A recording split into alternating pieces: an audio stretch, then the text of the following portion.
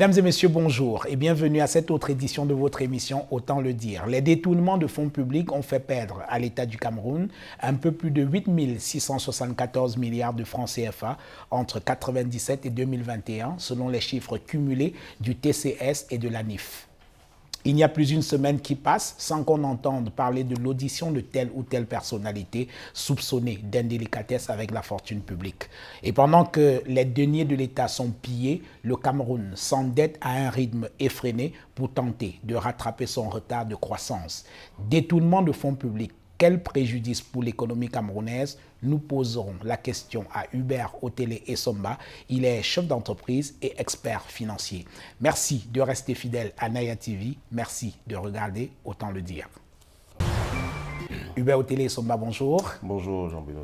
Merci d'avoir accepté notre invitation.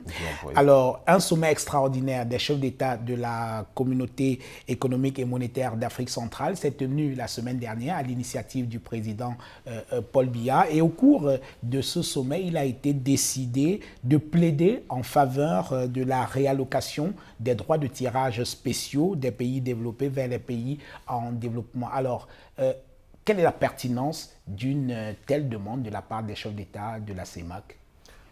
Alors, le sommet qui s'est tenu avait pour objectif d'analyser la situation macroéconomique des pays de la zone CEMAC qui ont été affectés, comme beaucoup de pays dans le monde, par la pandémie du coronavirus. Et il se trouve qu'il y a eu pendant un certain moment, au cours de l'année 2020, décélération de l'économie, et nous avons assisté, nous avons vu dans beaucoup de pays, y compris les pays du Nord, y compris les pays de l'OCDE, que la croissance a été en berne.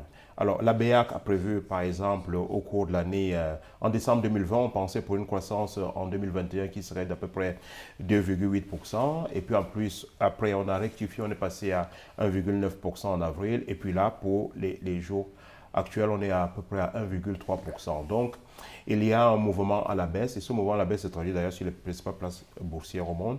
Vous avez constaté que la tendance est à la baisse au niveau, que ce soit à Wall Street, que ce soit à Paris, partout les principales bourses, les indices boursiers sont à la baisse. Donc il faut trouver des solutions à la crise actuelle, à la crise économique actuelle, et ces solutions-là, c'est de la liquidité. Oui. Il faut avoir de la liquidité. Il ne vous échappe pas que la Fed, par exemple, aux États-Unis, a injecté plus de 2000 milliards dans l'économie américaine, principalement basée sur, dont la relance est basée sur la consommation, ce qui fait la force de l'économie américaine, c'est la consommation. Au niveau de la BCE en Europe également, il y a eu des appuis massifs à l'économie. Au niveau de nos pays africains, nous n'avons pas un système, un marché de capitaux suffisamment fort pour qu'il y ait de l'argent, de la liquidité, de l'épargne qui soit injectée dans le système économique. Donc, il faut recourir à d'autres moyens. Et parmi ces moyens-là, la conférence de Paris, le sommet de Paris, avait insisté pour qu'il y ait les droits de tirage spéciaux, qui est un instrument monétaire international créé par le Fonds monétaire international depuis 1969 pour apporter un complément au niveau des réserves de change de certains pays, des pays membres du FMI. Et certains de ces pays ont, suivant leur poids économique, ont beaucoup de droits de tirage spéciaux. On dit bien droit, c'est un droit. Beaucoup de droits de tirage spéciaux. D'autres qui sont les pays africains qui ont un poids économique qui n'est pas aussi important, ont pas suffisamment de droits de tirage spéciaux. Donc, il a été convenu d'injecter 650 milliards dans l'économie mondiale. Et sur les 650 milliards de dollars, l'Afrique n'aurait eu à peu près que 35 milliards. Oui, 35 milliards de dollars. À peu près. Or, il se trouve qu'il y a un besoin beaucoup plus grand, beaucoup plus fort, que ce soit au niveau du financement des infrastructures, que ce soit au niveau de la lutte contre la pandémie du coronavirus, et qui revient parce que le variant Delta, aujourd'hui, est la principale cause pour laquelle les marchés financiers, les épargnants, les investisseurs sont un peu en réserve parce qu'ils ne savent pas ce qui va se passer. Donc, les droits de tirage spéciaux qui ont été décidés à Paris sont les bienvenus pour nos États. Mais maintenant, les besoins sont beaucoup plus grands. Comme je le disais tantôt, les besoins étant beaucoup plus grands, et on a décidé donc de voir dans quelle mesure les pays du Nord, les pays beaucoup plus riches, dont les économies sont beaucoup plus solides que nous, peuvent réallouer leurs droits de tirage spéciaux, donc ne pas les utiliser. Aux pays en développement. Aux pays en développement. Alors, est-ce qu'il n'y a pas moyen, est-ce qu'il n'y avait pas moyen de faire autrement au moment où on estime que la dette des pays africains commence à être un peu excessive, presque insoutenable? Alors, j'ai un regard franchement d'expert financier sur la dette. C'est-à-dire que le problème n'est pas la dette. Il y a un critère, le critère de convergence en zone CEMAC, pour ce qui concerne par exemple la zone CEMAC, c'est 70% du PIB. Et au plan normatif, scientifique, je ne vois pas la pertinence de ce chiffre de 70%. Ben oui, justement, je sais pas qui fait beaucoup de débats. Alors, il y a des études, par exemple, à la BEAC, qui ont dit qu'il fallait mieux le ramener peut-être à 62%, 65%. Mais en tout cas, il y a un autre critère qui est au moins celui de ratio de la dette extérieure. Et la dette extérieure, par exemple, du Cameroun est actuellement d'un peu plus de 45% du PIB, détenu principalement par deux États. 10 334 milliards, pour être plus précis, selon les chiffres de la CCA, la Caisse autonome, la CAA, la Caisse autonome d'amortissement. Oui. Donc c'est ça l'encours de la dette au 31 décembre 2020, 10 334 milliards. Tout à fait. Alors maintenant la dette, il faut savoir pourquoi on parle de la dette. La dette principalement doit financer le secteur productif. Et la bonne dette, comme on le dit, c'est une dette qui est rentable. Et la rentabilité d'une dette, c'est lorsque elle produit des effets, elle produit de la valeur qui est supérieure aux intérêts qu'on va payer sur la dette. Donc, il faut analyser cela dans ce sens-là. Et j'ai toujours regardé la dette camerounaise. Ne me pose pas problème si elle finance le secteur productif. Est-ce que c'est le cas? Ben, ce n'est pas le cas. Ce n'est pas souvent le cas. Le Japon, c'est le pays le plus endetté au monde. Plus de 220% du PIB. Mais ces 220%-là, cette dette est détenue principalement par les nationaux. Par les nationaux, ce qui n'est pas le cas chez nous. Donc nous avons en plus non seulement une dette extérieure qui est importante, mais nous avons cette dette qui est libellée en monnaie étrangère. Donc, risque de change. En plus, risque de taux dans certains cas. Par exemple, le eurobond, le premier eurobond qui avait été souscrit en 2015, c'était un eurobond qui était sur un taux d'intérêt d'à peu près 10%. C'est excessif. Oui. Aujourd'hui, on a refinancé cet eurobond-là. Il se trouve que les marchés, les taux d'intérêt, le taux Euribor, par exemple, qui est la moyenne des taux sur les places européennes, nous sommes allés refinancer cela à la bourse. C'est une obligation qui est logée à la bourse de Dublin, en Irlande. Donc, les taux Euribor sont actuellement des taux presque à 0%. Les taux d'intérêt, dans certains cas, sont même négatifs. Donc, c'était une bonne occasion d'aller refinancer l'eurobond. Mais on doit se poser la question, comment on a fait pour le négocier au départ à un taux aussi élevé? Quelles que soient les justifications qu'on peut donner, parce qu'on peut comparer avec des pays d'une économie semblable à la nôtre pour se rendre compte que ces pays-là ont, dans certains cas, Côte d'Ivoire et autres, emprunté à des taux relativement beaucoup plus bas. Donc, la dette en tant que telle ne me pose pas de problème si elle finance le secteur productif, si elle crée de la croissance, si elle crée de la valeur ajoutée et si surtout elle participe à baisser, diminuer en tout cas le niveau de pauvreté de nos populations. On parle beaucoup de la dette du Cameroun qui aujourd'hui serait insoutenable. Il y a beaucoup de débats sur la question. Est-ce que vous êtes surpris par le silence de la représentation nationale? Je veux parler de l'Assemblée nationale sur cette question qui me semble quand même une question d'avenir parce que 10 334 milliards de dettes jusqu'à présent, c'est quand même énorme. Cela mérite quand même un grand débat non, sur l'opportunité même de la dette et l'usage même qui en est fait. Alors, je suis d'accord avec vous parce que l'un des critères de gouvernance, quand on analyse la dette, c'est la transparence de la dette. La transparence de la dette. La dette doit être connue du peuple, Absolument. de tout le peuple. Savoir pourquoi on a contracté la dette, savoir comment les fonds qui ont été alloués sont utilisés, savoir si, à un moment donné, on peut évaluer les projets pour lesquels la dette a été contractée. Absolument. Pour voir si effectivement les fonds ont été bien utilisés. Il ne vous échappe pas qu'il y a beaucoup d'entreprises, beaucoup de projets qui ont été financés par la dette et qui n'ont pas vu le jour, ce qu'on appelle les fameux éléphants blancs. Donc, oui. Bien entendu, la représentation nationale peut s'auto-saisir de cette question-là. J'ai suivi une ou deux fois un député poser le problème de la dette, mais la dette ne doit pas se poser ne doit pas se poser de manière politique. Oui. Elle doit se poser de manière technique. techniques, au plan économique, au plan financier. Pourquoi on s'endette? Comment on s'endette? Dans quelles conditions on s'endette? Du coup, la soutenabilité de la dette n'est pas un vrai débat pour moi. C'est de voir si nous sommes en même de rembourser notre dette. Et là, vous regardez le budget de l'État du Cameroun aujourd'hui, le montant de la dette, le montant de remboursement de la dette est très élevé. Donc, ce qui veut dire qu'il plombe la richesse nationale. Il plombe une bonne partie de la richesse nationale. Donc, vous êtes endetté pour pouvoir financer des entreprises ou des projets qui n'ont pas été soit parce qu'ils n'étaient pas matures, soit alors parce que l'argent a été détourné dans certains cas. Mais en outre, vous allez rembourser cette dette-là qui n'a pas porté ses fruits et donc qui va plomber la richesse nationale, qui va plomber l'effort national, l'effort de croissance de tout le peuple. Donc, bien entendu, il faut pouvoir discuter cela sans passion. Oui. Alors, sans que ce soit un débat politique. Oui, alors on observe quand même que pour le dernier eurobond, là, il n'y a pas vraiment eu de débat sur la question. On s'est félicité simplement que le Cameroun ait pu racheter cette dette-là, mais jamais on n'a véritablement posé le débat de l'usage qui a été fait de cet argent-là qui avait déjà été pris en 2015. Hein.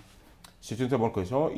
Cet argent-là, si je me souviens, devait financer le plan triennal. Absolument. Et s'il devait financer le plan triennal, il y a bien un moment donné où on devait pouvoir évaluer. D'autant plus que nous étions arrivés à mi-parcours, donc 2015, on a contracté en 2015. Nous sommes en 2021, nous avons refinancé 6 ans après. Nous avons payé les intérêts sur cette dette-là. Nous avons payé les intérêts. Et maintenant, nous allons reprendre le principal du capital, mais avec des intérêts qui sont moindres. Mais il faut dire que les pays africains, beaucoup de pays africains aujourd'hui se ruent vers le rebond. Le rebond, c'est une obligation sur le marché international. Sur le marché international, c'est une bonne chose parce que souvent le marché domestique n'est pas suffisamment fort pour pouvoir trouver la liquidité. Oui. Donc, allant sur le marché international, on peut bénéficier non seulement d'un grand montant de liquidité, mais en outre à des taux qui sont des taux de marché concurrentiels. Et c'est pour ça que souvent les droits de tirage spéciaux, par exemple, pour revenir sur les droits de tirage spéciaux, peuvent être une bonne chose parce qu'ils apportent de la liquidité, ils apportent des réserves supplémentaires et souvent à des taux qui sont presque des taux concessionnels. Et dans la pratique même, il y a très peu de pays qui remboursent les droits de tirage spéciaux. Oui. Alors, vous parliez tout à l'heure des questions de gouvernance qui font que parfois on ne sache pas très exactement à quoi a servi l'argent qui a été contracté comme dette. Alors, tenez, on parle de près de 8 674 milliards de francs CFA qui auraient été détournés qui auraient été détournés au Cameroun entre 1997 et 2021. Alors, que vous inspire une telle somme ? Écoutez, d'abord, il faut être très prudent sur les montants parce que ça n'a pas été l'objet d'un audit précis, normatif.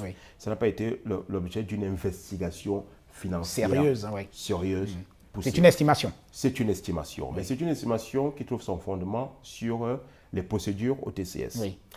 Or, il ne va pas vous échapper que les procédures au TCS, tant que les condamnations ne sont pas devenues définitives, on ne peut pas encore parler de détournement au nom du sacro-saint principe de la présomption d'innocence. Et même dans certains cas, il y a des erreurs judiciaires. Il y a des erreurs judiciaires qui font penser que ce n'est pas forcément le montant. Et en même temps, on peut faire une extrapolation mathématique en se disant que ce n'est que la partie visible de l'iceberg. Quid des autres situations? Vous l'avez dit tout à l'heure, chaque jour, il y a un nouveau problème qui se pose au Cameroun. On a des éléments actuels de ces jours-ci qui nous parlent du PAD, du port autonome de Douala. Il y a le Covid-Gate, comme on l'a appelé. Et il y a des problèmes la CAN. Heureusement, la CAN va se jouer. Il y a d'autres problèmes. Nous avons là véritablement, dans notre pays, un problème avec la fortune publique.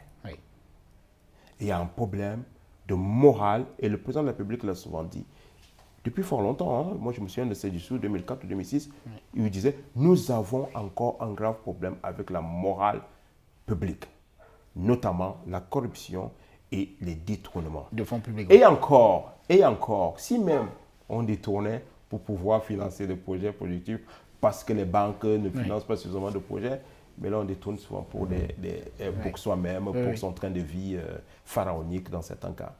Alors, comment peut-on expliquer qu'il y ait autant de détournements de fonds publics dans un pays? J'imagine, vous qui êtes analyste financier et chef d'entreprise, c'est quand même extraordinaire le manque à gagner pour l'État du Cameroun, un pays comme le nôtre qui a encore tout à faire et on vole autant d'argent public. C'est grave, hein? C'est très grave, c'est une, on va dire, pour rester modeste, on peut parler de crime contre l'humanité. Oui. Parce que lorsqu'on détourne de l'argent, et je reprends là également le président de la République qui avait dit, chaque fois qu'on détourne l'argent, c'est à chaque Camerounais qu'on a délesté une partie de sa fortune. Oui. Parce que c'est de l'argent public. Et à partir de cet instant, nous devons revoir le mécanisme, le fonctionnement de notre administration. Parce qu'on ne détourne pas dans le privé. Dans le privé, ce sont des abus de biens sociaux. Oui. On détourne dans le public. C'est la fortune nationale qui est détournée. Donc, il faut voir comment les gestionnaires de la fortune publique sont formés. Il faut surtout, et moi j'appelle ça de tous les vœux, faire la déclaration sur les biens quand on accède à un poste public, à une fonction publique. C'est d'ailleurs prévu par l'article 66 Exactement. de la Constitution. Et surtout, il faut qu'on puisse regarder l'enrichissement, qu'on mette en pratique l'enrichissement, l'infraction de l'enrichissement illicite. Illicite, oui. Parce qu'on peut taxer les gens sur le train de vie. On peut taxer les gens sur le train de vie. Oui. Il n'est pas possible de voir un fonctionnaire dont on connaît le salaire avoir un immeuble, avoir un duplex de 50, 100 millions de francs, rouler carrosse. Donc, rien que ce sont des indices suffisants pour pouvoir se dire que là, il y a un problème. Oui. Mais je pense que, de manière globale, il y a de l'éducation à avoir. Oui. Il faut éduquer les gens. Regardez lorsqu'on a nommé quelqu'un, qu'est-ce qui se passe? On ouvre le portail, tout le monde vient festoyer, tout le monde vient manger et boire. Mais ça veut dire que c'est la logique du restaurant. On m'a nommé, d'ailleurs il y a une chanson qui a été consacrée par Daniel Wood. Oui, oui. Mon frère était nommé, Oui. Nous sommes en haut. Oui. Nous sommes en haut. Et ceux qui sont en bas, c'est le plus important. Et le bas peuple, comment il faut? Donc il faut pouvoir lutter contre les détournements des deniers publics, lutter pour pouvoir bien équilibrer la dépense publique. Il y a des villages qui sont dans une pauvreté inacceptable. Il y a des endroits où il n'y a pas d'eau potable.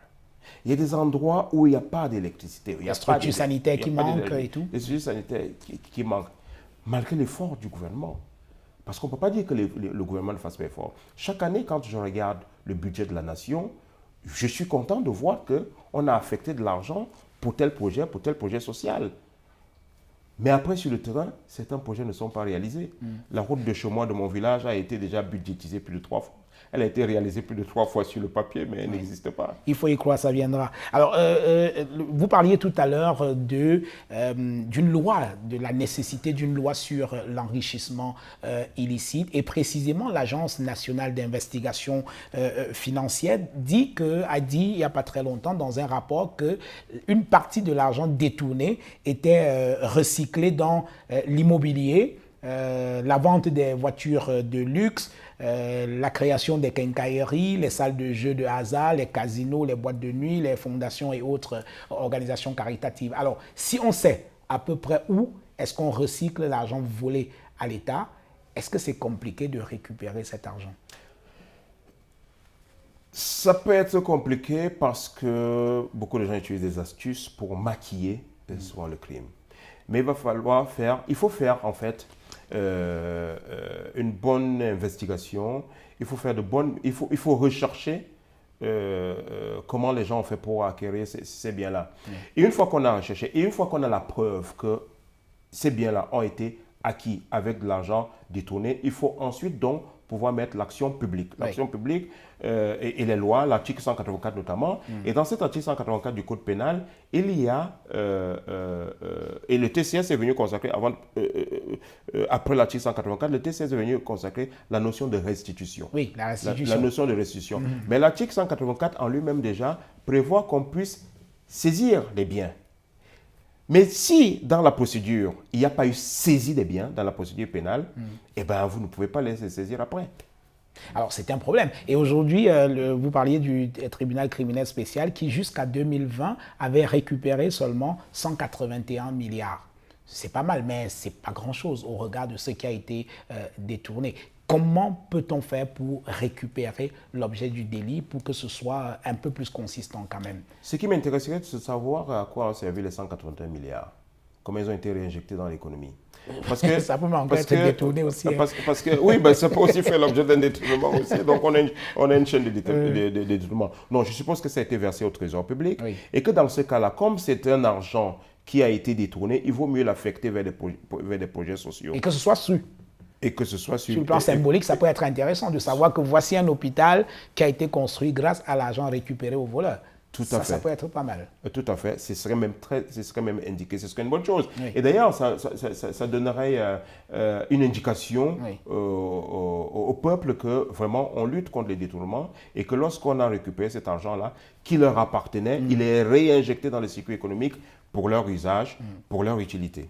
Alors, jusqu'à présent, on doit quand même à la vérité de dire que l'État du Cameroun a amorcé une lutte contre les détournements de fonds publics et la corruption. Il y a pas mal de gestionnaires publics qui ont été mis en prison, mais jusque-là, cela ne réussit pas à freiner le rythme de détournement des fonds publics. Vous le disiez tout à l'heure, chaque semaine vient avec son lot de soupçons de détournement de fonds publics. Alors, à votre avis, qu'est-ce qui n'a pas marché ? Pourquoi les emprisonnements ne réussissent pas jusqu'à présent à avoir la valeur pédagogique que cela aurait dû avoir? Je pense qu'il y a une première raison. La première raison, de mon point de vue, est une raison du délai de poursuite. Oui. Du délai de poursuite. Il y a dans certaines situations, dans certains tribunaux en Europe, ce qu'on appelle le traitement en temps réel, le TTR, le traitement en temps réel. Lorsque vous avez des soupçons, lorsqu'il y a des indices, lorsqu'il y a des éléments qui prouvent que quelqu'un a un train de vie qui est supérieur à ses revenus et qu'il pourrait, de par sa fonction, avoir ce train de vie-là parce qu'il détourne de l'argent, il faut très rapidement investiguer. Et nous avons un problème que j'ai constaté, c'est que le ministère public ne s'auto-saisit pas systématiquement des dossiers. Il faut qu'il y ait le pouvoir exécutif qui jette un regard et qui donne une instruction souvent au pouvoir judiciaire de dire il y a telle situation, il faut investiguer, il faut voir ce qui se passe. Donc, la valeur pédagogique n'existe plus lorsque vous poursuivez quelqu'un 10, 15, 20 ans après. Oui. Donc, pendant ce temps-là... Le pauvre a même oublié ce qu'il avait fait. Non seulement il a oublié, mais ceux qui sont en fonction, ils se disent, tant qu'on ne m'a pas pris, il n'y a pas de problème. Et si on me prend même, j'aurai suffisamment accumulé pour pouvoir mettre ma famille à l'abri du besoin. Mais sauf que, vous avez dit tout à l'heure, où est-ce qu'ils investissent l'argent? Dans l'immobilier. Les voitures de luxe. Dans les voitures de luxe. L'industrie du plaisir. L'industrie du plaisir. Toutes choses qui ne rapportent rien à l'économie et surtout pas à la propre personne. Parce que le véhicule, non seulement il se démode assez rapidement, mais en plus il faut pouvoir l'entretenir. Il n'y a même pas les routes pour... il n'y a pas les routes. Les immeubles, il faut pouvoir les entretenir. Parce que lorsque vous avez un immeuble et que vos locataires n'ont pas assez de revenus, parce que par votre fait, les salaires ne sont peut-être pas payés, ben, il ne peut pas payer aussi. Donc, on est là dans un cercle vicieux. Il ne peut pas payer le loyer. Et quand il ne peut pas payer le loyer, vous faites quoi? On ne mange pas les murs. Les murs ne c'est pas un repas. Donc, vous avez besoin d'être dans un système économique intégré où tout le monde a suffisamment de ressources, de revenus pour pouvoir faire face à ses engagements et à ses charges. Oui. Donc, pour vous, il faut systématiser les procédures judiciaires, ne pas trop attendre avant de pouvoir ouvrir une information judiciaire contre les personnes qui seraient soupçonnées de détournement. Non seulement ne pas trop attendre, mais en outre, lorsqu'on a arrêté la personne, lorsqu'on a soupçonné la personne, lorsque la personne a été mise par exemple en détention provisoire, il faut également que les délais prescrits par le Code de procédure pénale ou alors par le TCS soit absolument respecté. C'est-à-dire que la détention provisoire dans le Code de procédure pénale est de 6 mois renouvelable 2 fois. Donc 18 mois maximum. Dans ce temps-là, il faut pouvoir encadrer les investigations. Il faut pouvoir trouver la solution, rendre une ordonnance, soit de renvoi devant le tribunal, soit alors une ordonnance de non-lieu. Mais en tout cas, on ne peut pas avoir des procédures qui durent 5, 10, 15 ans. Avec des multiples renvois. Avec des multiples renvois qui ne sont même pas souvent justifiés, qui peuvent correspondre à un déni de justice. Et en cela, le ministre de la Justice, lorsqu'il installait les membres du TCS, il dit « rangez la justice avec célérité ». Une bonne justice est une justice qui est rendue dans un délai bien précis, qui est encadrée par la loi, mais qui surtout respecte le sacro-saint principe de la présomption d'innocence, le débat contradictoire et l'administration des preuves telles que prévues par le Code de procédure pénale, la preuve primaire, la preuve secondaire, et surtout des témoignages crédibles, témoins, quelqu'un qui a vu, entendu, perçu les faits, pas des témoins qui sont que des témoins à charge pour venir acculer parce qu'ils ont peut-être un point personnel avec la personne qui est devant la barre. Alors pour sortir sur ce point-là, Hubert Otélé-Essomba, est-ce que vous pensez qu'il n'y a pas également un problème de ressources humaines au niveau de l'investigation financière? Parce que les crimes de détournement de fonds publics sont parfois d'une extraordinaire complexité. Or, au niveau de la police judiciaire où l'enquête commence, parfois c'est là que l'enquête est un peu faussée, hein? Oh que oui, il faut des spécialistes de la finance. Oh que oui. Je veux dire qu'à l'époque, je me rappelle dans une procédure dans laquelle j'ai été on en parlera tout à l'heure, injustement mêlé, le sous-directeur des enquêtes économiques et financières avait une licence en géographie. Oui. J'ai répondu à votre question? Donc c'est un problème. Il y a un problème de ressources humaines. Il faut former. Il faut former, il faut comprendre l'iter criminis en matière de détournement. Le crime économique, oui. Il faut comprendre la finance internationale. Il faut pouvoir faire des commissions rogatoires à l'international. Il faut pouvoir utiliser l'entraide judiciaire entre les pays. Dans un dossier que je connais, ça a été utilisé dans certaines situations, notamment avec Monaco, qui a pu lever le secret bancaire et livrer un certain nombre d'éléments et d'informations fondamentales à la compréhension du détournement qui avait eu lieu. Je vous propose, Hubert Otélé-Essomba, de prendre une petite pause et nous revenons dans quelques secondes pour la suite de cette émission. Nous avons pensé. Pour mieux répondre à vos attentes, nous avons rehaussé le standing.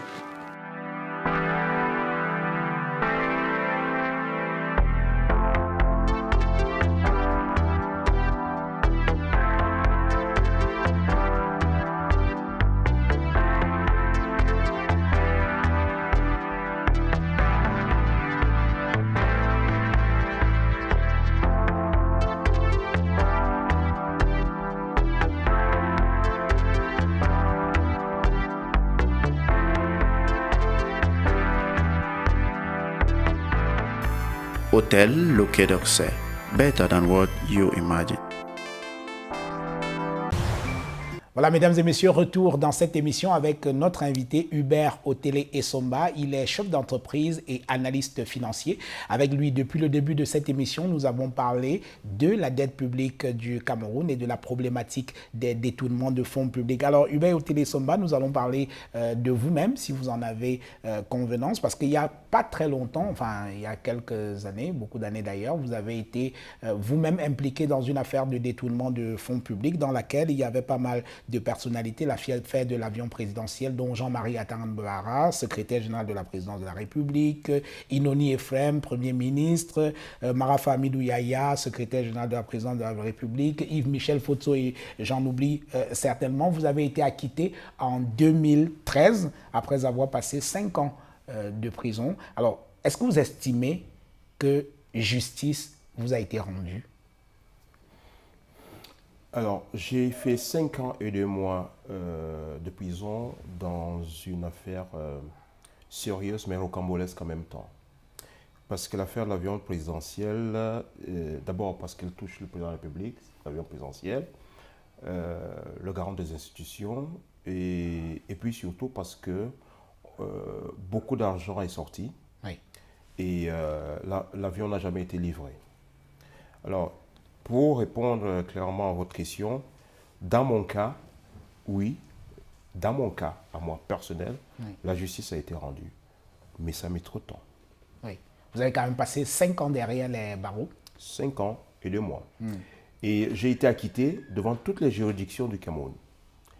Tribunal de grande instance, j'ai été déclarés non coupables.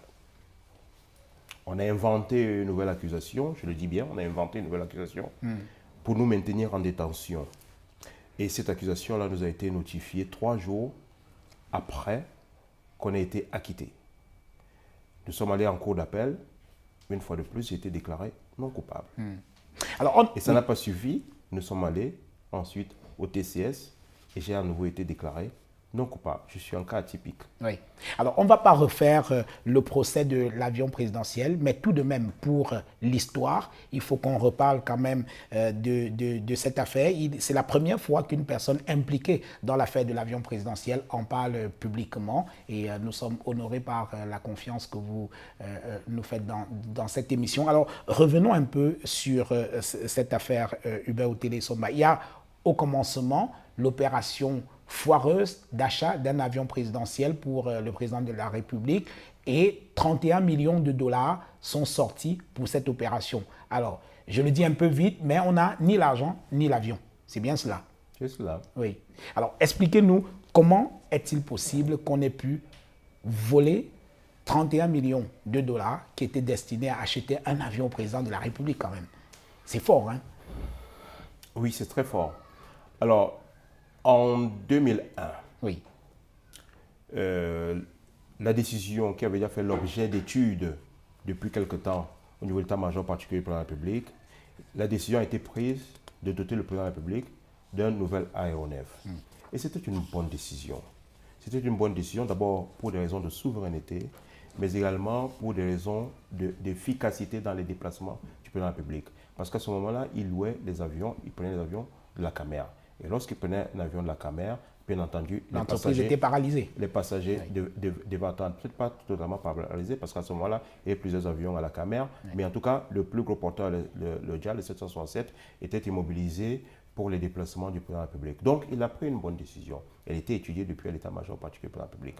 Mais c'est l'implémentation de la décision qui pose problème et qui nous fait arriver à cette histoire de disparition, dissipation de 31 millions de dollars. Donc en 2001, les fonds sont sortis des caisses de la SNH, des banques de la SNH à Paris.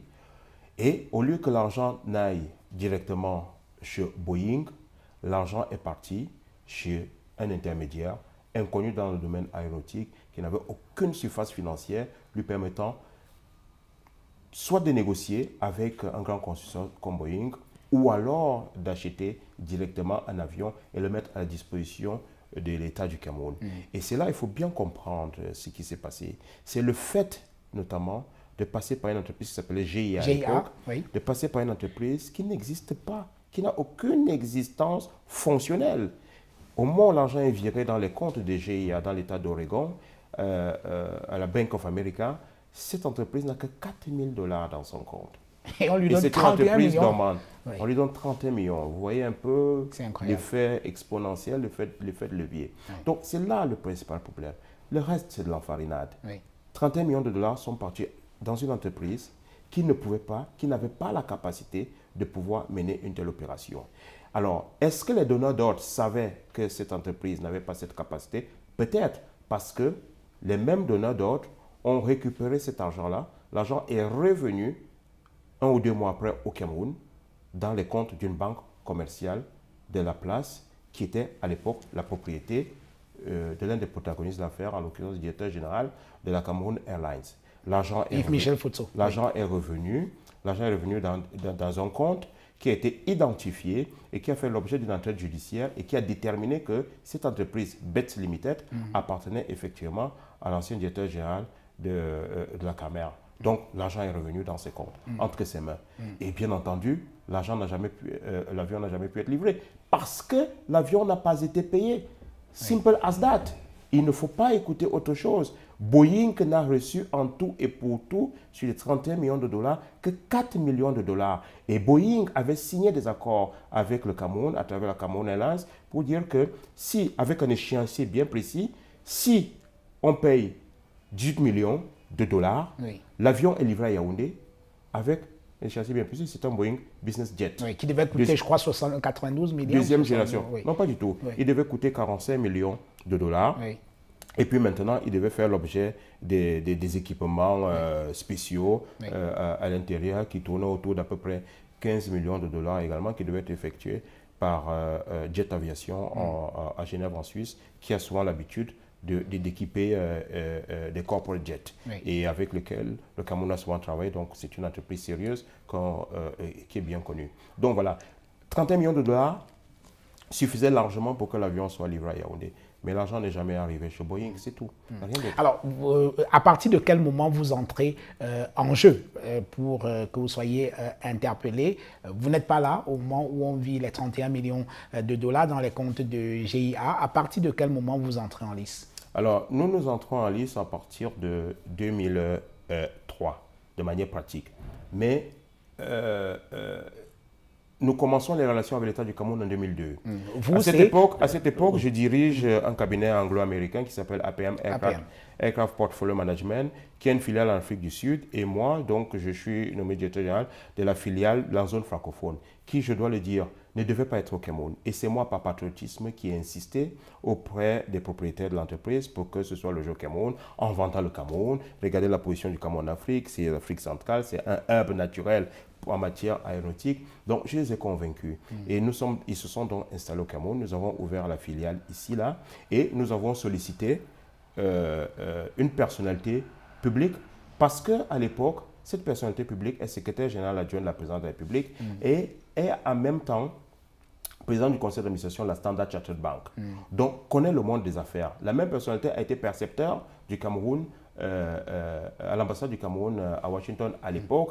La même personnalité a été secrétaire d'État aux finances, je pense. Donc, c'est quelqu'un qui a la compétence requise pour comprendre les mécanismes économiques. Vous parlez de Inoni Ephraim. Inoni Ephraim. Oui. Donc, nous avions besoin juste, nous l'avons sollicité normalement. Il a accepté, il nous a fait l'honneur d'être président du conseil d'administration non exécutif de notre cabinet. Donc, nous signons un contrat d'audit des avions de la CAMER, de la flotte de la CAMER, avec l'État du Cameroun, représenté par le ministère des Transports, le 31 janvier 2003. À partir de cet instant-là, nous commençons à mener l'audit, nous avons la CAMER, et au cours de cet audit-là, nous constatons qu'il y a eu des transactions relatives à un avion qui n'existe pas, qui n'est pas livré, et qui est un corporate jet BBJ-2. Le BBJ-2 du Voilà. président de la République. Et on se rend compte que c'est un avion qui était destiné au président de la République.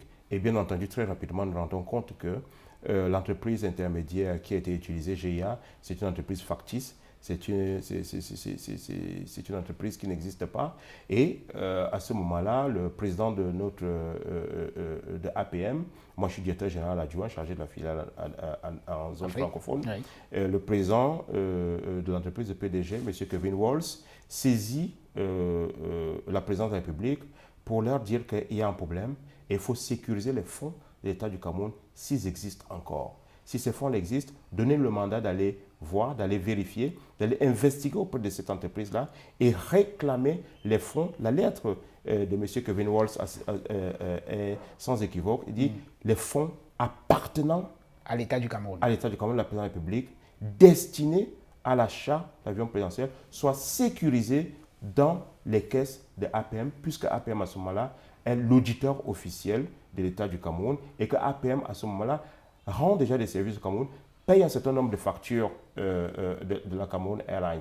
Donc, voilà comment nous nous retrouvons dans l'affaire. Mais il ne vous échappe pas que 2001, l'argent est sorti en 2001, nous sommes là en 2003, 2 ans après, et que l'argent est revenu pour une bonne partie au Cameroun 2 mois après. Donc, l'argent n'existe plus. Et lorsque M. Kevin Walls commence à investir auprès de l'entreprise, on se rend très vite compte que l'argent n'existe plus. Et là, on vous accuse d'avoir voulu non pas sécuriser cet argent, mais prendre pour vous. On a voulu détourner. Oui. C'est une tentative de détournement d'un argent déjà détourné. Alors, et quel est le rôle de Jean-Marie Atang-Mbara dans cette affaire? Parce que jusqu'à présent, il n'est pas encore secrétaire général de la présidence de la République, si je ne m'abuse, au moment où les 31 millions de dollars sont virés dans les comptes de GIA. Il n'est pas encore à la présidence de la République. Et donc, quand il devient secrétaire général de la présidence de la République, il a la même mission que vous, c'est-à-dire de récupérer cet argent s'il existe encore. Si je m'abuse. chronologiquement, Oui. Jean-Marie Atandambara est nommé ministre d'État secrétaire de la République en août 2002. Voilà. Donc, 1 an après la sortie des fonds. Et lorsqu'il arrive, d'après ses auditions, dans notre procédure, il déclare que l'une des missions qu'il avait, c'est de savoir pourquoi l'avion n'est pas encore livré. À ce moment-là, personne ne sait que l'argent est détourné. Donc, la mission qu'il a de récupérer cet argent, c'est lorsque M. Kevin Walz attire son attention et dit que, attention, il y a de l'argent du Cameroun qui nous semble être en divagation et il faut essayer de récupérer cet argent-là. Et il saisit donc le ministre d'État secrétaire de la République, Escalité, lequel donne un accord pour que l'argent, et la lettre est claire, c'est une lettre de 3 lignes, Oui. pour que l'argent soit effectivement sécurisé dans les comptes de APM, récupéré en Europe. Ça appelle la notion du recouvrement en droit. On vous donne une mission de recouvrer, vous devez d'abord récupérer et ensuite rendre compte à la personne qui vous a mandaté oui. et qui va cette fois-là vous dire virer dans le compte du Trésor public, virer dans le compte de l'ambassade, etc. Mais bien entendu, l'argent n'existait pas. Oui. Et lui aussi, il a été accusé de tentative de détournement bien de sûr. ce même De l'argent détourné. Oui. Alors, il y a un autre protagoniste dont on va parler également, c'est Jérôme Menduga, qui malheureusement est décédé en prison dans le cadre de cette affaire. Et lui, au moment des faits, est l'ambassadeur du Cameroun aux États-Unis. Oui, tout à fait. Oui. Alors, quel est le rôle qu'il a joué? Comment se retrouve-t-il dans le dossier? Alors, il faut dire en quelques mots juste. En quelques mots, il faut dire qu'une fois que nos investigations ont prouvé qu'il n'y a pas d'avion, l'argent a été dissipé, le ministre secrétaire général du président de la République reçoit l'instruction du président de la République que nous sommes là en phase de négociation pour l'atteinte du point d'achèvement, et reçoit instruction que, OK, pour l'instant, on va mettre en berne, on va mettre en stand-by cette histoire d'acquisition d'avion présidentiel. Je vais moi aussi faire l'effort, d'après l'audition du ministre d'État Atandambara, je vais moi aussi faire l'effort pour atteindre le point d'achèvement. Je vais reprendre la location. Mais au lieu de priver la caméra du DJA, je vais reprendre la location. Adressez-vous à Boeing pour que Boeing puisse nous faire une location d'un avion sur peut-être 2 ou 3 ans. En attendant qu'on résolve le problème. Et à cette occasion-là, donc, l'ambassadeur Menduga est saisi. Il est l'ambassadeur du Cameroun aux États-Unis. Il est la personne indiquée en matière de représentation diplomatique, en matière de négociation de ce niveau-là. Il s'en va donc chez Boeing pour donc c'est lui l'interface du Cameroun avec Boeing. Officiel, pour négocier, cette fois-ci, un avion de location. C'est cet avion qui sera appelé Albatros. Et lui aussi, lorsqu'il arrive chez Boeing, eh ben, de manière concordante et cohérente avec notre audit, Boeing lui dit, nous n'avons jamais reçu l'argent du Cameroun, voilà pourquoi nous n'avons pas livré d'avion. Maintenant, nous sommes disposés à livrer un avion au Cameroun si le Cameroun nous verse à nouveau un acompte de moins 4 millions de dollars et à ce moment-là, nous nous remettons au travail pour pouvoir livrer un avion au Cameroun. N'écoutez pas ceux qui ont dit qu'il y avait un avion qui était déjà prêt, qui devait être livré et qu'il y a eu rupture de contrat. Il n'y a jamais eu de contrat entre l'État du Cameroun et Boeing. Alors, et comme si la poisse poursuivait Paul Biya, cet autre avion-là aurait également une fortune quand même assez bizarre. Le vol inaugural de cet avion qui a lieu en 2004 de Albatros, si je ne m'abuse. Alors, le président et sa famille sont dans cet avion et les choses ne se passent pas comme prévu. Jean-Marie Atandambara et d'autres personnes vont être accusés d'avoir tenté d'assassiner le président de la République dans cet avion. Alors, c'est quoi le truc? Alors, là quand même c'est un grand mot. D'abord, je ne vais pas dire que le président n'a pas de poisse. Tout simplement, il y a des collaborateurs. BBJ2, non, mais il sort 31 millions de dollars pour acheter son avion. Il y a des collaborateurs. Il n'a ni l'argent ni l'avion. Non, il y a des collaborateurs. Albatros vient, il monte là-dedans, il a des frayeurs. Il y a des collaborateurs qui n'ont pas fait leur travail. Oui. Et puis, l'avion présidentiel, ce n'est pas l'avion de M. Paul Biya. C'est l'avion de la présidence de la République du Cameroun. Lorsque le président actuel, notre président actuel, accède à la magistrature suprême en 1982, il trouve un avion. Oui. L'ancien président n'est pas parti avec les avions. Il trouve un avion, il trouve une flotte à la République. Donc lui aussi, il acquiert un avion pour la République du Cameroun. Oui. c'est pas pour lui. C'est pas une facétie. C'est pas quelqu'un qui joue à la midinette. C'est un bien public. Oui. Il est classé comme tel. D'accord? Donc, à partir de cet instant-là, lorsque il prend cet avion en avril 2004 pour aller au sommet sur le bassin du Niger à Paris, il se trouve que l'avion, et ça, ce sont les pilotes de l'état-major particulier de la République, le colonel Ndongue en l'occurrence, qui est entendu non seulement à l'enquête préliminaire, mais aussi devant la barre, vient dire qu'il n'y a jamais eu de problème avec l'avion. La preuve, l'avion a été rendu à Boeing et Boeing l'a loué immédiatement à quelqu'un d'autre. Il vole encore peut-être, on peut retrouver sa trace, mais il a été loué immédiatement. Mais qu'est-ce qui s'est passé pour qu'on dise que des gens ont voulu tuer le chef de l'État avec un vieil avion? Non. L'avion a été rénové. Un avion, vous savez, un avion ne se juge pas par son âge. Un avion se juge par le nombre de cycles d'atterrissage et le nombre d'heures de vol, peut-être. D'heures de vol également. Donc, à ce niveau-là, cet avion-là n'avait pas de problème. Il a été rénové. Et puis, c'est Boeing, s'il vous plaît. C'est Boeing. Le budget de Boeing est plus grand que le budget des pays africains. Donc, Boeing ne peut pas risquer sa réputation de donner un avion. Mais cet avion-là il a été mis à niveau parce qu'il était garé. Il ne roulait pas au moment où le Cameroun le prend, au moment où Boeing l'offre. Mais cet avion-là a fait l'objet d'une rénovation qui a été suivie à la fois par l'état-major particulier de la présidence de la République, par l'autorité aéronautique, les ingénieurs de l'autorité aéronautique, par les ingénieurs de la Cameroun Airlines. Ils ont donné l'accord pour que l'avion était bon. L'avion a reçu le certificat de navigabilité de l'État des États-Unis.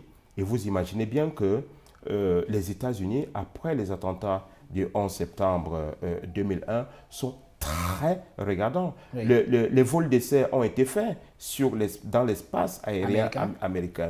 Donc l'avion est arrivé, il y a eu un problème qui a été dit au tribunal, un petit problème. Lors de l'audition du colonel Ndongue. Le colonel Ndongue interrogé plusieurs fois, il y a eu un petit problème, juste que les trains d'atterrissage n'étaient pas vite rentrés. C'est tout. Mais ça ne pose aucun problème technique. Un avion pour voler avec les trains, juste que l'aérodynamisme va être freiné. Au lieu de mettre par exemple 6 heures, il peut mettre 6h15. Mais le drame, c'est que les trains d'atterrissage ne sortent pas parce que vous ne pouvez pas atterrir. Donc, mais là, et puis le problème a été résolu. Ils étaient au-dessus de Fumban à ce moment-là. L'avion venait de décoller. Le problème a été résolu et ils ont continué. Ils étaient encore dans l'espace aérien du Cameroun. Ils ont continué jusqu'à Paris. Donc, s'il y avait un problème. Mais le président de la République n'est pas le président des avions. Donc, lui, c'est sur la base des rapports qu'on lui dit, qu'on lui donne. Et ces rapports... ces rapports-là, l'état-major particulier, et puis ceux qui ne voulaient pas surtout qu'il y ait un nouvel avion, parce que ça allait dire que le premier n'existe pas, ont tout fait de faire des rapports alarmants, tendancieux. En tout cas, si on s'en tient aux déclarations du colonel Ndongue devant la barre. Toujours est-il que le président de la République va dire qu'il ne veut plus voir cet avion, je ne sais pas s'il a dit. Je ne sais pas si c'est lui qui l'a dit, mais en tout cas, c'est reparti. Il a dit qu'il ne veut plus voir cette affaire-là. Donc, voilà. Alors, vous avez eu l'heure ou le malheur d'être dans le cockpit, comme qui dirait, de la justice camerounaise, au travers de l'affaire de l'avion présidentiel. Cela vous a quand même coûté 5 années de votre vie, c'est long. Alors, quelles sont les leçons que vous tirez de cette affaire? D'abord, d'un point de vue de la justice camerounaise. Alors, il y a plusieurs leçons et il y a des conséquences surtout également. La principale leçon, c'est que je ne peux plus et je ne peux pas accepter qu'on accuse quelqu'un sans preuve, de manière précise. Lorsque je suis mis en détention provisoire, je suis accusé de tentative de détournement de l'argent de l'avion présidentiel, pourtant déjà détourné, simplement parce que notre cabinet a voulu faire un travail qui profitait à notre pays, à l'État du Cameroun. Et ensuite, je suis accusé de détournement d'un argent qui a été viré à Ancet, l'un des loueurs d'avion La Camer. Et cet argent-là avait été enregistré dans la comptabilité de la Camer. Et les enquêteurs de la police judiciaire, qui n'ont pas de compétences d'investigation financière ou de lecture d'un compte de charge d'une entreprise comme la Camer, ont tout fait de dire qu'on ne voit pas ce virement-là, ce paiement, dans la comptabilité de la Camer. Et bien sûr que c'était dans la comptabilité de la Camer. Et les enquêteurs de la police judiciaire qui n'ont pas de compétences d'investigation financière ou de lecture d'un compte de charge d'une entreprise comme la Camer ont au fait de dire qu'on ne voit pas ces virements-là, ces paiements dans la comptabilité de la Camer. Et bien sûr que c'était dans la comptabilité de la Camer, puisqu'on a sorti le grand il y a eu livre. de l'incompétence. On a sorti le grand livre qui a prouvé que l'argent a été payé. ANSET a envoyé les reçus avant la procédure, pendant la procédure, jusqu'à l'avis de crédit de l'écriture dans son compte à la Deutsche Bank à New York. Donc, il ne faut pas accuser sans preuve. Il faut de la compétence pour ceux qui mènent les investigations en matière criminelle. Il faut le débat contradictoire, parce que je dois dire que dans notre procédure, les magistrats nous ont laissé nous défendre. Ils nous ont donné la parole, même quand la partie adverse ne voulait pas qu'on nous donne la parole. Ils nous ont donné la parole. J'ai pu me défendre. Et donc, il faut donner, même le plus grand criminel au monde a droit à une défense. Parce que souvent, c'est dans le détail qu'on retrouve le diable. Oui. Donc, ça, ce sont les leçons. Ne plus accuser de manière légère et faire preuve de compétence. Être précis quand on engage l'action publique. Avoir des éléments, avoir des preuves irréfutables. Maintenant, au niveau des conséquences, elles sont énormes. Elles sont énormes, les conséquences, parce que ça a détruit ma vie de famille, parce que ça a détruit un certain nombre de mes acquis au plan matériel, au plan moral, au plan spirituel. Ça m'a amené à recommencer à nouveau une vie à zéro, parce qu'au moment où je suis embastillé, j'ai 39 ans. J'ai 39 ans à ce moment-là. Et donc, vous imaginez bien que je suis dans la fleur de l'âge. Et tout a été détruit, et il a fallu recommencer à zéro. Et en recommençant à zéro, il y a une autre conséquence. C'est que le Code de procédure pénale a prévu l'indemnisation. Et la commission d'indemnisation n'existait pas jusque-là. En tout cas, les membres, elle existait sur papier, mais les membres n'étaient pas nommés. Et ils ont été nommés récemment. Et là aussi, ça va lentement parce que 8 ans après, je ne suis toujours pas dédommagé. Et ça, c'est une nouvelle Alors, pour les injustice. 5 années que vous avez passées en prison, jusqu'à présent, vous n'avez pas Non. encore été dédommagé. Non. Et c'est une nouvelle injustice et qui, à mon avis, est encore plus grave que les 5 ans et 2 mois que j'ai passés. Quelles sont les procédures que vous avez engagées jusqu'à présent pour essayer d'obtenir réparation? Non, on a fait la procédure normale, c'est-à-dire qu'on a saisi la commission d'indemnisation, on a fait les échanges de mémoire avec l'État, mes avocats, et l'État a fait les échanges de mémoire, et puis c'est allé à la commission d'indemnisation qui doit étudier le dossier, qui certainement étudie le dossier, mais ça fait depuis un peu plus d'1 an que les audiences ont commencé l'année dernière sur 3 ou 4 premiers dossiers. Parce qu'il faut encore des audiences pour pouvoir vous... Oui, bien sûr, mon dossier, le numéro 6, est classé numéro 6. Et depuis qu'il y a eu mouvement à la magistrature, depuis le dernier Conseil supérieur de la magistrature, les audiences, certains membres de la commission ont été mis en retraite parce qu'ils étaient en même temps magistrats de la Cour suprême. Donc, c'est en tant que magistrats de la Cour suprême qu'ils ont été mis en retraite. Et depuis là, il n'y a pas eu d'audience. Alors, comment se reconstruit-on quand on a passé 5 années de sa vie en prison? On y est allé, on était jeune, on a quand même passé 5 années de sa vie, c'est dur, la prison au Cameroun, on ne la souhaite à personne. Comment essaye-t-on de se reconstruire dans ces circonstances? On se reconstruit d'abord parce que j'ai une personnalité assez forte. C'est d'ailleurs pour ça que je me suis battu devant le tribunal. Si je ne l'avais pas fait, je serais certainement condamné. Et tout le monde aurait cru qu'effectivement, le détournement de la procédure, parce qu'il y a eu un détournement de la procédure au niveau de la police judiciaire, le détournement de la procédure qui a eu lieu aurait bénéficié à ceux qui ont fait ce détournement de procédure et j'aurais été condamné. Et on aurait dit qu'effectivement, APM, c'était une société écran, comme on l'a dit à un moment donné, c'est une société écran dans laquelle il y a les responsables, la présidence de la République pour détourner de l'argent. Donc, premièrement, ma personnalité m'a permis de relever la tête. Deuxièmement, je suis chrétien. Je suis chrétien pratiquant. Je crois en Dieu. Jean chapitre 8, c'est la vérité qui libère.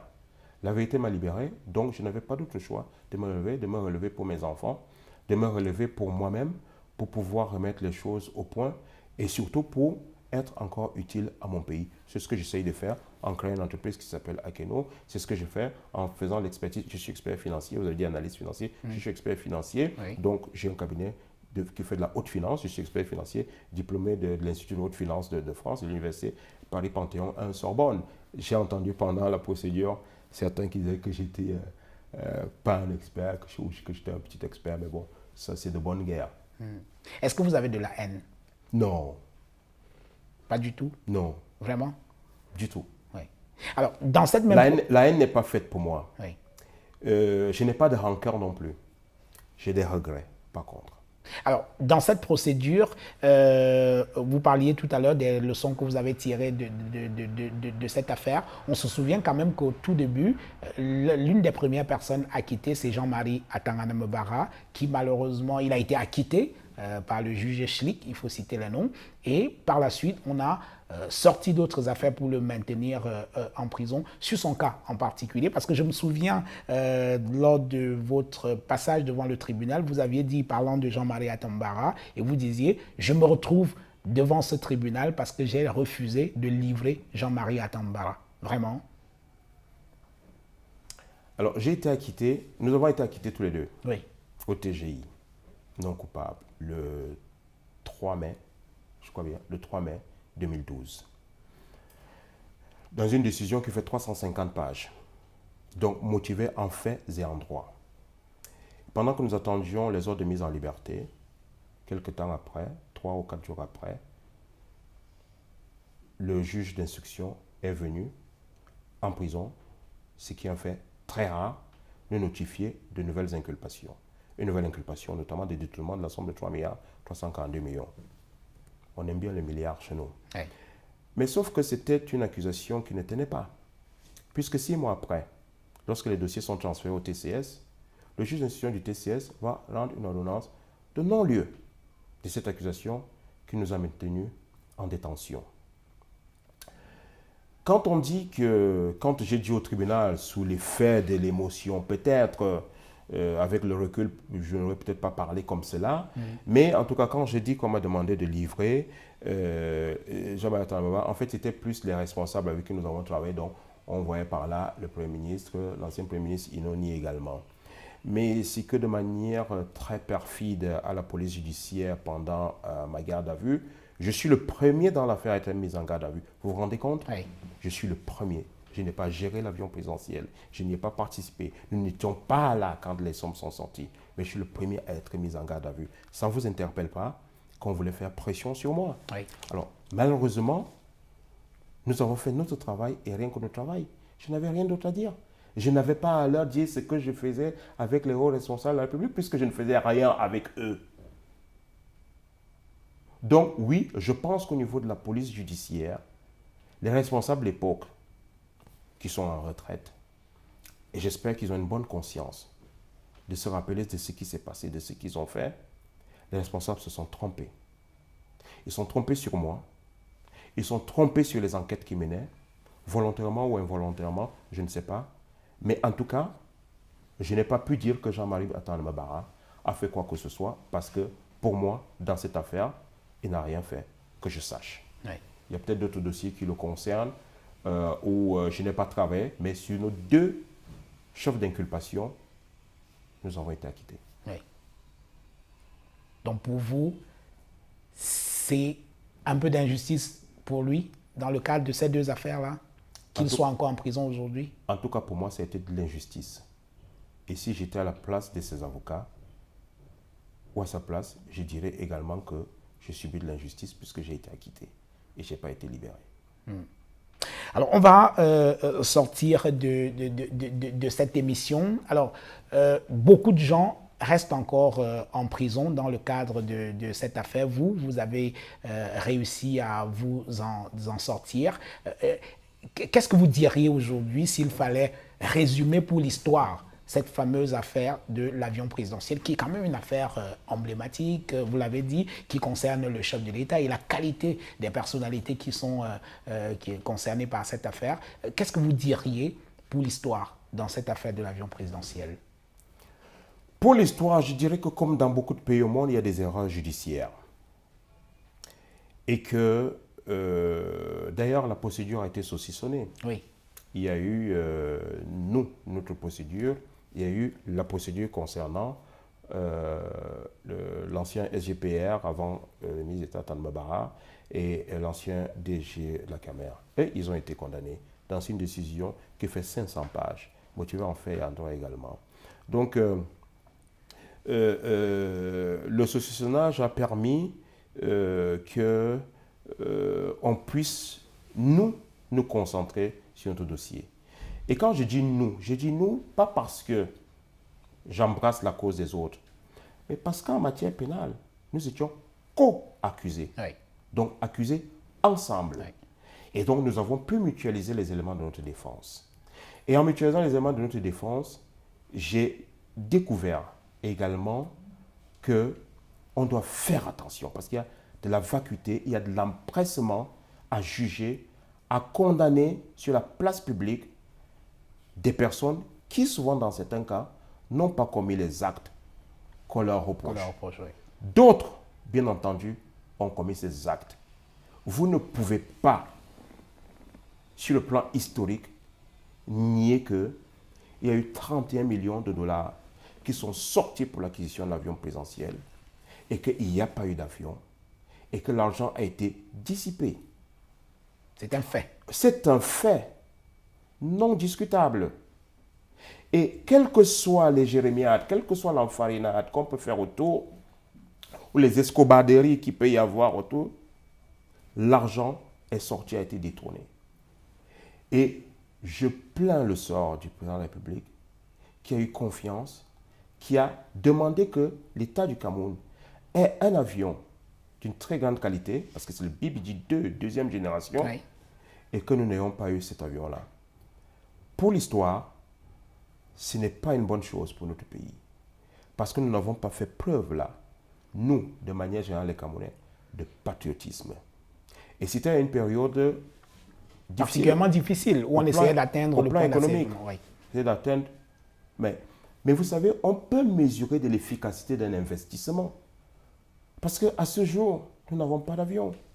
Et le président de la République continue de louer des avions. Parce que la trésorerie de l'État difficile ne permet plus de mobiliser autant de ressources en une seule fois pour un tel investissement. D'abord parce que les avions coûtent beaucoup plus cher maintenant. Donc s'il fallait mettre l'argent, ce ne serait pas 31 millions de dollars. Et 31 millions de dollars, ce n'était pas le montant total. Oui. Puisque je veux dire, c'était 45 millions de dollars. Oui. Donc il manquait encore 14 millions qu'il de fallait dollars. Payer, sur une échéance. Sur une échéance, quand on avait payé 18 millions, donc 31 millions même, c'était beaucoup. C'était largement suffisant pour que les échéances de paiement ne soient pas à flux tendu. Oui, et c'était sur 10 ans, je crois. Oui, un peu plus de 10 ans, voilà. si mes souvenirs sont bons, oui. un peu plus de 10 ans. Voilà, donc il faut faire preuve de patriotisme, il faut aider nos institutions à réaliser les objectifs qui leur sont alloués, qui leur sont dévolus par la Constitution. Et malheureusement, lorsque nous ne le faisons pas, c'est l'image du Cameroun en général qui a été écornée. Oui. En tout cas, vous essayez de vous reconstruire en attendant d'être dédommagé par l'État du Cameroun. Et en un mot, entre autres, vous avez fait beaucoup de choses. Depuis 2013, depuis que vous êtes sorti de prison, vous avez repris d'autres études, vous avez ouvert votre cabinet, vous avez créé une entreprise qui fait dans la distribution, dans la fabrication des bouteilles de gaz. Akeno, votre entreprise. C'est ça. Oui. Alors, un mot pour sortir de cette émission. Je me réjouis d'avoir retrouvé mes enfants. Oui. Je me réjouis de pouvoir discuter librement avec vous. C'est la première fois que j'ai l'occasion d'en parler dans les médias. Je m'étais assis à une certaine réserve. Une certaine réserve d'abord parce que l'affaire était encore pendante pour les autres. Et puis d'autre part parce que j'avais moi un besoin de souffler, de m'aérer psychologiquement. Pour cela, oui, j'ai refait des études. J'ai fait des études. Je suis reparti à l'Institut de haute finance de France, dont je suis membre. J'ai fait également un master 2 de management financier à la Sorbonne pour pouvoir faire un doctorat. Donc, je fais un doctorat sur les marchés financiers. C'est vraiment de la recherche fondamentale en finance sur les marchés financiers. Et ce doctorat, si je le fais à Panthéon de Assas. Et donc, en même temps, j'ai fait une expertise en haute finance, donc vraiment en marché de capitaux. Je peux dire que je suis calé. Oui. En tout cas, bon courage. Merci. On vous recevra pour cette fois parler d'autre chose, de quelque chose de moins terne et de difficile que ce que vous avez vécu pendant 5 années dans l'affaire de l'avion présidentiel. Il est temps, mesdames et messieurs, de vous présenter quelques ouvrages qui nous ont permis de préparer cette émission et qui peuvent vous permettre de poursuivre la réflexion. D'abord, ce livre, il est d'un magistrat du tribunal administratif, Les fondements divins du serment, le cas du magistrat. On parle beaucoup de corruption dans la magistrature au Cameroun. C'est parfois à croire que certains magistrats ont oublié le serment. Rendre justice, c'est quelque chose de tellement exaltant qu'on ne devrait pas le faire avec légèreté. Un autre magistrat, Ulrich Xavier Ovono Ondoa, c'est un jeune magistrat que j'ai rencontré, j'ai eu la possibilité de discuter avec lui, sous le bandeau de Thémis, Les larmes, Penser et repenser la justice camerounaise, magnifique livre qui analyse de manière fort courageuse les problèmes de la justice camerounaise, et je vous prie de me croire, il est encore en fonction, donc c'est très courageux de sa part et on salue ce genre d'acte. On a parlé de lui, c'est pratiquement l'un des premiers prisonniers de l'opération Épervier, a publié un livre depuis sa prison. Jean-Marie Atangana Mbara, ancien secrétaire général de la présidence de la République, il a publié cet ouvrage, Lettres d'ailleurs, dévoilement préliminaire d'une prise de l'épervier du Cameroun. Magnifique livre, parfois avec un peu d'humour, malgré la situation qui est la sienne. C'est tout ça, Jean-Marie Atambara, livre préfacé par le cardinal Christian Toumi. Voilà. Mesdames et messieurs, merci d'avoir regardé cette émission. Je vous donne rendez-vous la semaine prochaine avec un autre invité.